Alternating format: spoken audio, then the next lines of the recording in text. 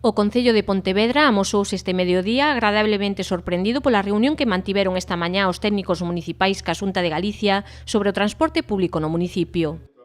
Foi unha reunión construtiva, rigurosa e na que hubo un bo ambiente que eu creo que deixou bastantes temas encamiñados, pero sobre todo deixou encamiñado o asunto de que Pontevedra vai poder contar con ese transporte público a demanda, punteiro e adaptado á realidade da Pontevedra ou da Galiza do século XXI.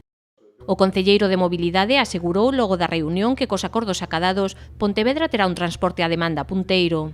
O Concello comprometeuse a iniciar o proceso para elaborar un proxecto de explotación deste tipo de transporte en Pontevedra, que terá que remitir á Xunta para a súa aprobación.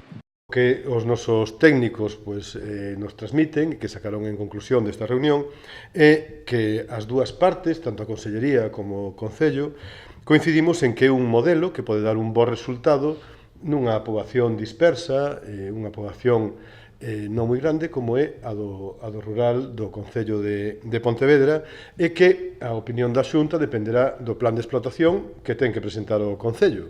Ademais do transporte a demanda, na reunión abordouse tamén o transporte regular colectivo por estrada. O Concello agardará a que a Xunta expoña as liñas previstas para cruzar Pontevedra. Unha vez que se coñeza ese plan de explotación, faránse as achegas correspondentes, co obxectivo de evitar a duplicidade de operadores. Que decidimos que o que se observa que coas propostas que fai a Xunta, Pontevedra precisa ao mellor unha liña máis urbana. Unha liña máis. Non parece moi lóxico que haxa un operador que teña unha liña e outro que teña 25. O lóxico será, o mellor, que un único operador, que xa veremos quen é e como se conforma, que xestione todas esas concesións, vale? Que é distinto de quen asume algún custo que poida ter, etc. A Consellería de Infraestructuras tamén valorou a través dunha nota de prensa a reunión celebrada. As conclusións foron bastante distintas ás do Concello, xa que consideran que supuso a confirmación da ausencia dun plan na administración local para asumir a obriga unha vez caduquen as concesións autonómicas.